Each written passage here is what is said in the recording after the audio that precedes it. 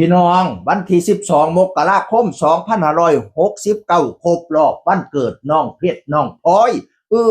ลูกฟ้าแฝดแอนอรดีกับบอยซิลิไซนั่นแหมเกิดได้ไรกันเนาะนาเบาอาดนี่เกิด11มกราน้องเพชรน้องพลอยเกิด12มกรา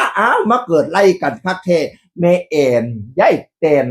ตาเล่น้องเพชรน้องพลอยพี่น้องป้องป่ายกับพากันไปฉลองวันเกิดไปเลี้ยงไปทำบุญวันเกิดไปทำบุญวันเกิดไปเลี้ยงอาหารกลางวันไปแจกทุนการศึกษาพี่น้องดูที่โรงเรียนบ้านห้วยเตยตำบลชำสูงอำเภอตำบลห้วยเตยอำเภอชำสูงจังหวัดขอนแก่นพี่น้องแอนอรดีแล้วกับโพดกราบขอบพระคุณท่านผู้อำนวยการโรงเรียนบ้านห้วยเตยและคุณครูน้องนักเรียนทุกท่านด้วยนะคะวันไข่วันเกิดน้องเพชรน้องพลอยปีนี้แอนพี่บอยผ้าเพชรพลอยมาเลี้ยงอาหารกลางวัน2 มื้อคือมือนี้วันที่12แล้วก็วันที่14แจกทุนการศึกษาเป็นจำนวนเงิน 20,000 บาทให้กับน้องๆ39คนมอบข้าวต้มขนมให้น้องๆนักเรียนโรงเรียนบ้านห้วยเตยตำบลห้วยเตยอำเภอชำสูงจังหวัดขอนแก่นแล้วก็ขอบคุณเงินสมทบจากแม่ๆพี่น้องป้องปายหลายผู้หลายคนจากแฟนคลับหลายผู้หลายคนครั้งหนึ่งที่น้องเพชรน้องพลอยลำบากและได้รับโอกาสได้รับความรักจากทุกๆคนแอนกับบอยและครอบครัวอยากพาน้องมาแบ่งปันและส่งต่อกำลังใจให้กับผู้อื่นบ้างว่าสันวานะและก็อยากให้ลูกรู้ว่าชีวิตนี้ดีขึ้นบ่ได้เกิดจากพ่ออ้อยและแม่พ่อบอยและแม่แอนเพียงอย่างเดียวเกิดจากสังคมหลายผู้หลายคนทุกคนที่มอบให้หนูด้วยเช่นกันอิ่มอกอิ่มใจมากๆค่ะว่าซั่นแม่แอนแล้วโพดพี่น้องอุ้ยของแจกของแถมข้าวต้มข้าวนมหลายคักทุนการศึกษา 20,000 บาทสาธุให้โรงเรียนเลี้ยงเหลี่ยมเด้อกับเพื่อนอีแม่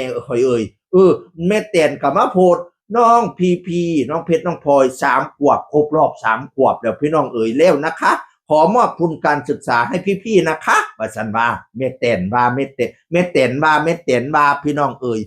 เป็นตาฮักเป็นตาแพงเป็นตาแยงเป็นตาเบิงมาอยู่กับแม่แอนมาอยู่กับพ่อบอยโอ้ยบุญพาวาสนาทรงเนาะวาสนาเพิ่นดีมาอยู่หนิมยายแตนก็เลี้ยงดีถ่ายคลิปหยังลงมาสั่นคนกดไลค์กดแชร์กันแตกโคบกดหัวใจกดไลค์กันแตกโคบมีแต่คนนิยมชมชอบชื่นชมอีพ่ออีแม่เขาบัดนี้น้องก็เป็นตาฮักอีหลีเป็นตาฮักทั้งน้องเพชรน้องพลอยเนาะขึ้นเวทีกับพ่อกับแม่กันเบ้าหูจักความแนวโอ้ยสนุกรับติบปัญญาขึ้นเวทีแล้วนะโอ้ยให้เจ้าปังให้เจ้าดังคือแม่เด้ออีหล่า